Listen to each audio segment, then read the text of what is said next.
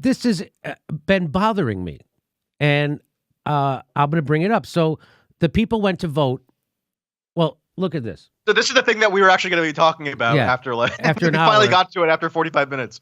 So there's an arrest warrant issued in Florida for a megachurch pastor who led a packed service despite safer at home orders. So he also told people that he had a machine that would get rid of the coronavirus if you came there. Anyway, so now they're going to arrest the guy because he did that. And so my thing is that, well, the Democratic Party told people to go vote in the middle of a pandemic. The Ohio governor stopped it. And who's a Republican. He's a Republican. And but the Democratic governor in Illinois let it go on. And then after that, he screamed at Trump for not taking care of coronavirus good enough. So that's the kind of stuff that drives me nuts. And then I see this online, right?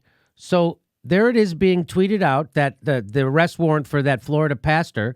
And then this person tags all these people: Kyle Kalinske, David Dole, Humanist Report, Anna Kasparian, Johnny Adirola, Cenk Uygur, Crystal Ball, Sagar Angetti, Katie Helps, Hard Lens Media, Michael Brooks, Jimmy Dore, Miserable Liberal, and Ron Placone. And he tweets that and says, but the DNC and Biden sent voters to vote saying it was safe. And I just can't get over this. So I went back in there and and all those people are tagged. And I said, sadly, Bernie did not tell anyone to not vote. He bent the knee to the party once again and abdicated his leadership. I wish reality was different too. I do. And then I linked this. This is Ryan Grimm's story on what happened. And I'm going to hear the part that's highlighted. That's important. This is Ryan Grimm's reporting.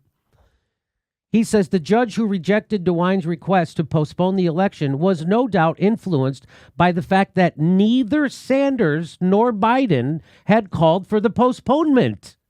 Because in Ohio, the governor said no primary. And then they said, no, we're having a primary. And they went and took it to a judge. And the judge says, yeah, fuck the governor. I'm overruling the governor. We're having a primary. And the reason why, according to Ryan Grimm, that the judge was influenced was because neither Sanders nor Biden had called for a postponement of the election. So now the health chief in Ohio, director, shut down he overrode the judge. And so they finally got it shut down, but they didn't shut it down in Illinois, and they didn't shut it down in... Well, and the governor ultimately overrode the judge, but it doesn't really matter. I mean, it's such an unprecedented situation that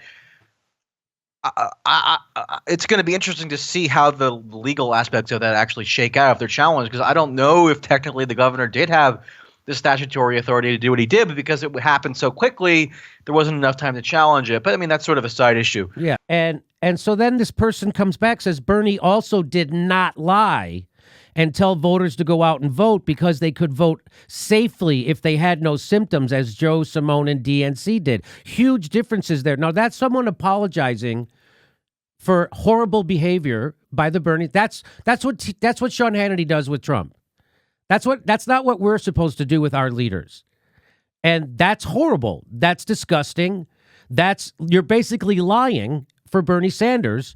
A huge difference? No, it's not a huge difference, because here's what Bernie said: going to the polls amid this coronavirus outbreak is a personal decision, and we respect whichever choice voters make. No, that's not leadership. What you're doing is you're letting people who want to go vote for you get sick and die. So now my brother, whose wife has a lung condition, cannot go vote in Illinois because if he gets sick and she'll die. So now they're disenfranchised. Guess who never mentioned that? Bernie Sanders.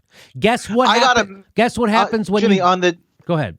Sorry, on the day of the Illinois primary, I got a message from somebody who wanted to vote. He wanted to vote for Bernie, right? Yeah, my brother. 20-something person who was immunocompromised because he had just had chemotherapy a few months ago.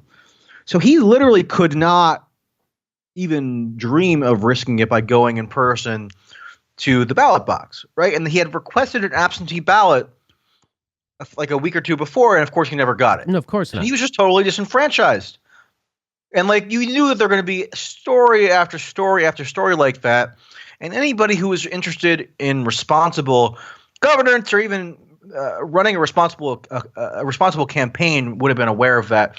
If Bernie and Joe are such good friends, there's no reason why they couldn't have gotten together, issued a joint statement saying, look, we don't want to disenfranchise everybody, especially the elderly, especially the immunocompromised, especially anybody. There are 30-year-olds who are intubated right now. That's right. Who had no underlying health conditions previously. Okay, so we don't want to cause anybody unnecessary health risk. So we're such good friends, and we're all pledging to support each other ultimately. So let's issue a joint statement. They could have done it at the debate on the Sunday prior to the primaries, and they didn't do it. So I'm sick of the Bernie people claiming credit as if they have this moral high ground over Biden when their approach to the situation was effectively the same. I mean, maybe Biden's was a little bit worse based on some stuff that the surrogates said. But Joe Biden pushed you to the polls with 2 hands, and Bernie pushed you with 1. And here's and let me just give you a little bit more. So here's what he tweeted out the day of the election.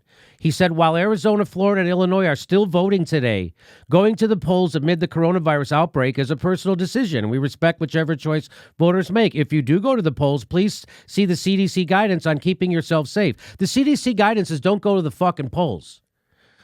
So that's a bullshit statement. That isn't even mealy mouth. That's encouraging people to vote if they feel like it. That's an abdication of leadership. That's borderline sociopathic. But hold on a second. Okay, so he says, please see CDC guidance. First of all, why didn't you see it? You think voters are going to look up CDC guidance? You think they even know what the CDC is? I mean, and even if you do look at the CDC guidance, it says no gatherings with 50 or more people. There shouldn't have been gatherings with 3 or more people. That's right. So here, if you have the virus and you're asymptomatic, then you spread it if there are 3 or 50 people. Okay, and so the correct course of action was the one taken by Mike DeWine, the Republican governor of Ohio, who said we need to postpone the election. And you know what? Ohio is probably going to have a less severe outbreak ultimately than Illinois and Florida, in part because of that decision. That's right. That's Bernie Sanders. He's the guy. That's his campaign manager, Faz. This is 3 days before the Illinois, Arizona, Florida primary. This is what they were saying. You ready? For this nomination, we're a little bit behind the delegate count, but we are every day working to catch up. And today, actually, in fact, we won Northern Mariana Islands. Thank you to the team out there. Soon, there will be votes on Tuesday, we expect, pending public health officials. We're going to have some votes in Arizona, Illinois, Ohio, Ohio, Illinois, Arizona, and Florida. And so for those of you who live in those states, we'd ask you to wash your hands. If you're feeling healthy, wash your hands, go vote, and wash your hands again. That's their advice. He said it twice. He said it twice. Please go vote, wash your hands, and go vote, wash your hands. He said it again at the end of the video, too. And it's just like, what the hell does washing your hands do if you have coronavirus, you're asymptomatic, and you're spreading it? Washing your hands makes no difference there.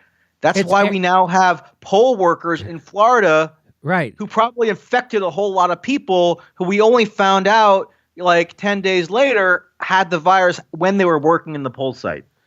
So they could have washed their hands all they wanted. It would have made zero difference. So I made a big deal out of this when it happened. And then I was probably going to let it go.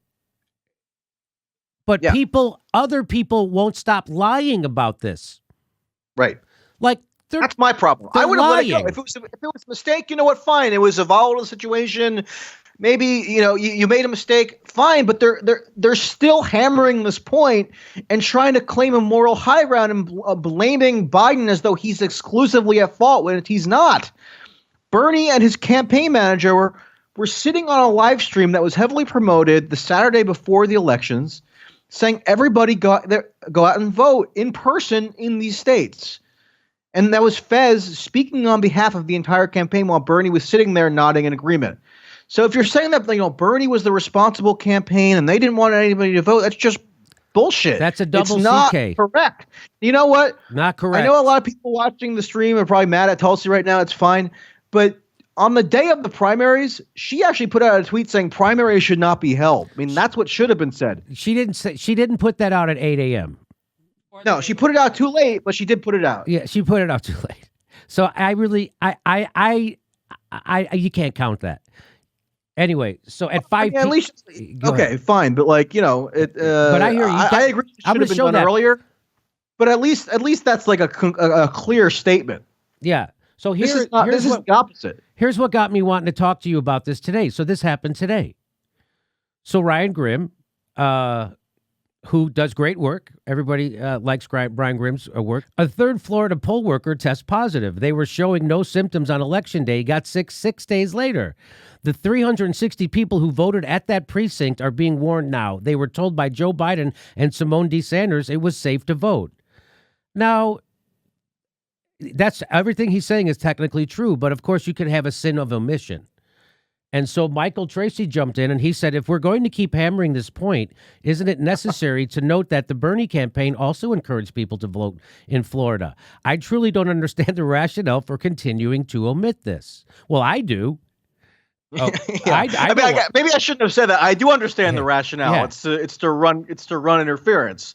They don't want to get the wrath of Bernie Sanders supporters because that's their lane. Here we go. So it's mind-boggling that people are trying to assign credit to the Bernie campaign for discouraging in-person voting when campaign manager Faz Shakur said the following on March 14th, live on a heavily promoted YouTube stream as Bernie sat right beside him and nodded in agreement. And that's the video I showed. And what he says, if you are healthy, we'd ask you to go to the polls and please vote and then wash your hands.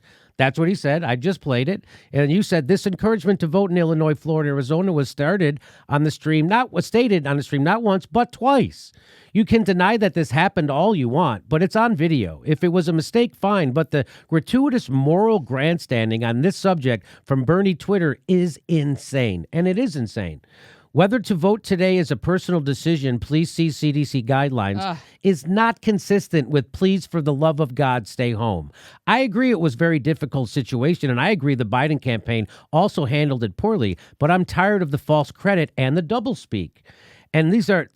And here's what we're up against. So here's two people. They say the DNC is forcing Bernie into a corner. They insist that they'll hold an election in the middle of a crisis. Damn if Bernie tells people to stay home, he'll lose automatically. And damn if he tells them to go out. But be careful. Yeah, so again, I'm right behind. It's like they don't get the institutional intimidation. Yeah, Bernie and his supporters are huge institutional operatives and can move mountains. Everything Bernie does is crushed. He can help some old lady cross the street, and the headlines would be Bernie squeezed grandma's hand too hard. So what they're saying is Bernie can't do the right thing because the media will bash him for it. And I'm pretty sure that was his... Listen, You isolated some random Twitter commenters there. I don't think that's particularly meaningful. It's the media people, who I find incredibly frustrating. Okay, me too. Ryan Grimm being one example. I mean, he told me he hadn't even seen that live stream clip until I showed it to him, and yet he doesn't even mention it because they have to keep this narrative going. So here, let me get to what. So he came back. So here's the Tulsi thing, and she said she's right. Everything she says is right, but it's 3 p.m. and that doesn't count. So Ryan Grimm says the Sanders campaign stopped its Go TV, and beside that line in this live stream, we're much more reasonable about it. Responsible. Beside that line in the live stream, we're much more reasonable about it. It's besides them just explicitly telling people on a video to go fucking vote. You mean other than that? Yeah. Not enough though. I said it at other than that, Mrs. Lincoln. How did you enjoy the play? I said at the time he should suspend his campaign if they wouldn't postpone. I'm glad to hear that. Biden was qualitatively more egregious though.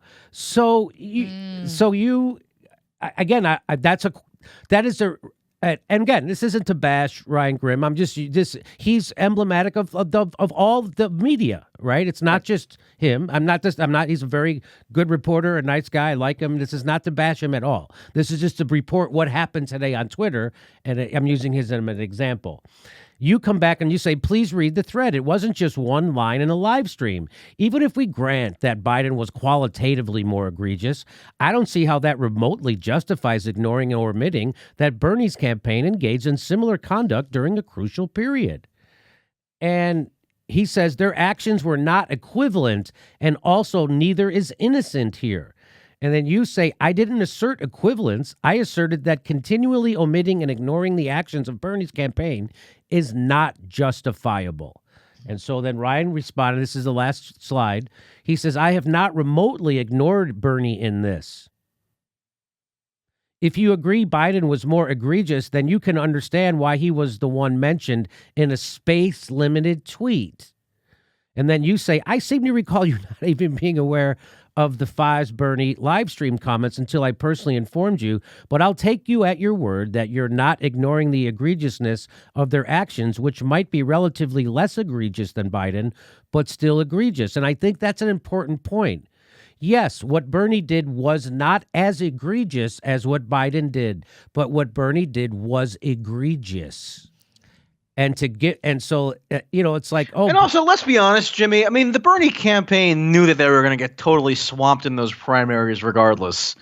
So, like, it's not like they were really they thought that they were going to win Florida if they could, like, entice enough supporters to get out. So, like, they had less to lose in a way than Biden by being a little, like a little bit a few degrees less adamant about encouraging people to vote. I just want to add a piece of so data. it wasn't just a pure-hearted thing. I mean, I think if they thought that they could win Florida, then maybe that you would have seen them be a little bit more aggressive in terms of advocating people go and vote. So I got word that from inside the campaign that they were worried about the optics, that he would be seen as an opportunist. They would call him an opportunist. And I guess that was his campaign slogan when he ran for Senate in Vermont was, vote for me, I'll do the right thing, and less people will call me an opportunist. That doesn't make any sense. That doesn't make any sense. These are just people doing mental gymnastics to excuse. That was, I'm telling you, telling people to go. And the other thing is, like, the Bernie campaign and the Biden campaign, they have a working relationship. That's how they set up that kind of pointless debate, quote unquote, ahead of those primaries on the Sunday on CNN. It's how they're kind of like getting ready to incorporate, again, in scare quotes, Bernie's platform into the Biden agenda. So, I mean, they could have gotten together and issued a joint statement doing the right thing and not like deferring to the CDC in this vague way when it's just like it was emblematic of the campaign where they failed to lead. A couple of days after the primary, of course, Governor Pritzker of Illinois got his act together belatedly, criminally belatedly, and issued a lockdown order for the entire state. So if there was a lockdown order on that was operative on or justified on like Thursday or Friday or whenever that was ordered, then why wasn't it justified on Tuesday 3 days before? It would have been more justified on Tuesday because then you actually limit some of the spread that you allowed to percolate in those 3 days that passed. And my dad, who's 90 years old, is such a brickhead. He voted. My dad is 90 years old, and he went to vote. And who do you think my dad voted for? He voted for Joe Biden. Why do you and so my dad is 90. Well, if he gets the coronavirus, we'll die. And people are still running interference for Bernie Sanders. Complete fucking abdication of leadership on that. And that's emblematic of his campaign. How many people can they throw? I mean, look what he did to Zephyr Teachout. Look at I don't have to go over it again. But I wouldn't even be focused on this issue right now if we didn't see the constant moral grandstanding about it. Yes, where they try to pin 100% of the blame on Biden and zero on Bernie. They actually try to paint Bernie as the virtuous truth teller, when it's just like, how many times do I have to share you this freaking video of the YouTube live stream? I mean, they just don't care. They're in this propaganda mode. I'm saying this is a problem that is endemic to the Bernie online world. They're 100% allergic to any self-reflection, any self-awareness. And if it's one thing if it's just random Twitter commenters or YouTube commenters. It's another if it's people in the media. I mean, they're the ones that I'm more aggravated about. Yeah, I was showing you those two random people on Twitter just to give you an example, because that was very similar to what a lot of people were saying. They're making these crazy. So I hope I don't have to cover this again. Doesn't give me any joy to point out the failings of Bernie's campaign, although they are numerous. It doesn't give me any joy, okay? And, they almost seem intentional. If you're not going to critique Barack Obama and Joe Biden, because every critique of Joe Biden that he made, Bernie Sanders, was about his Senate record. He never critiqued what the fuck they did in the White House. So people still don't know why we have Trump. And that's really important. And if you're not going to do that, he had 4 years to do that. And if you're not going to set the table and start having an honest conversation, so the Democrats, just like the Republicans, weren't willing to do an autopsy of why we got Trump. Instead, they went and did Russiagate, which Bernie went along with. And now you wonder why he lost. He never told people why we got Trump. Right? And then once he got in the race, he was never going to expose Joe Biden for the fuck that he is. So you're forfeiting the race. So and he would never leverage his following to put pressure on the Democratic Party or anybody to threaten anything about anything. And that's what you have to do. So he doesn't know how to use the power he already has, and he doesn't know how to use it, and he'll never do what's necessary to grab power. And that last debate on Sunday was proof of that. He is just unwilling to do what it takes to grab power. And in fact, he's not even prepared. He doesn't even know what it is he's supposed to do. So it's not even like a decision he's making. What do you say? Look, I mean, I think the explanation for why the Bernie campaign failed is multifaceted. I think a lot of it does stem from the change in the composition of the Democratic electorate from 2016 to 2020. Remember, we had turnout go up substantially across the country, even in some cases to historic levels for a Democratic primary race in states like Virginia and others. And Joe Biden won a historic victory in Virginia. I mean, it sounds crazy to even say it, but it's true.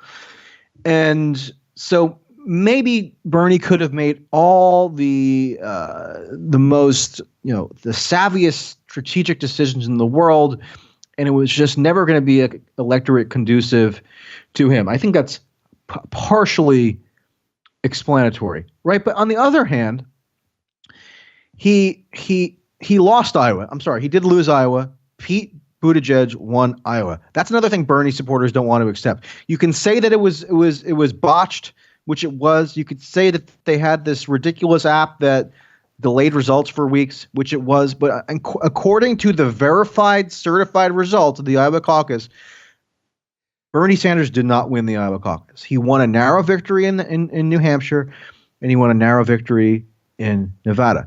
But guess what? The Nevada victory, which everybody thought was going to be his platform to really sweep the rest of the country, was misleading because it was one of the few states left that was still a caucus. So a caucus in a Western state was like the absolute best conditions for Bernie because it's dominated by highly motivated activists and organizers. But then we got to primaries, and you had a state like Washington that Bernie won by a landslide in 2016. But guess what? It was a caucus in 2016, and he won by like 30 plus points against Hillary. This time it was a primary. Joe Biden won it. So a lot more people participate in primaries than in caucuses. So you're bringing in lots of new voters, but guess what? They're not left-wing activist voters. They're people who like the Democratic Party. They're people who don't want to hear critiques of the Democratic Party, the establishment. They like Joe Biden. They like Barack Obama. They like Hillary Clinton. You know what? They even like Bernie. That's why he has such high approval ratings, but they're not going to vote for Bernie.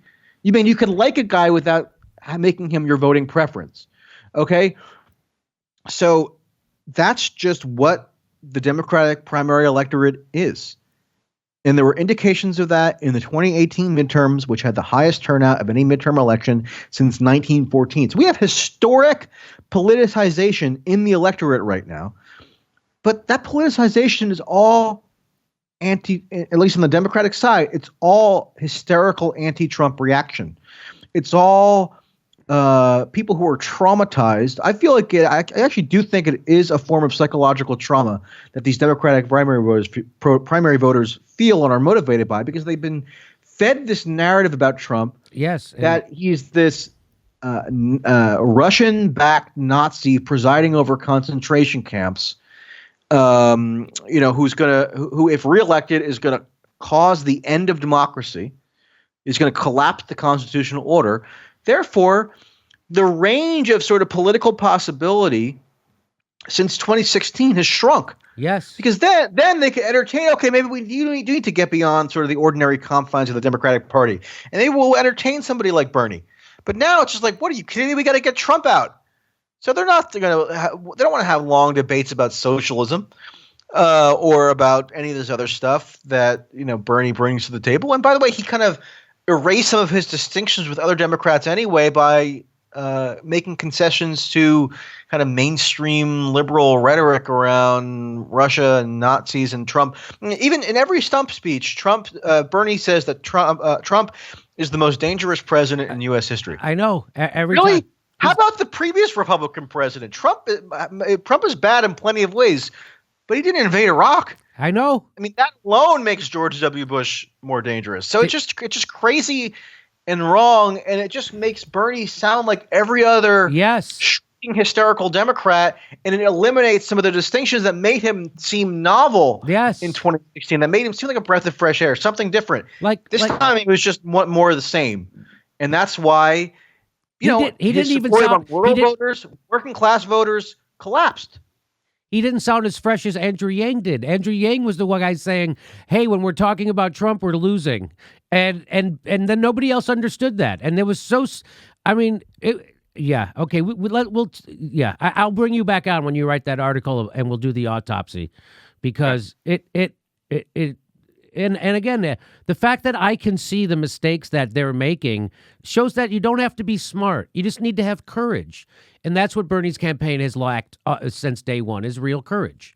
So, and it's not like, as Matt Stoller says, I don't think that Bernie's lazy. He might not be an in the weeds policy guy, but, he's certainly not lazy. I followed him doing his campaign. He works hard. All right, Michael Tracy, everybody check out Michael Tracy on Twitter, and he's got his video podcast on YouTube, and I always find myself watching it, but I do watch it on 1.5 speed, just so you know. I know. I need to ramp up my diction. All right, well, you enjoy your quarantine and stay healthy.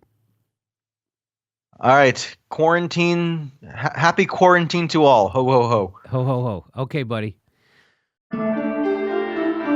Hey, this is the part where I tell you where our live shows are, but there aren't any. And then I would tell you to go join our premium, but nobody has a fucking job. So why don't you just enjoy the video?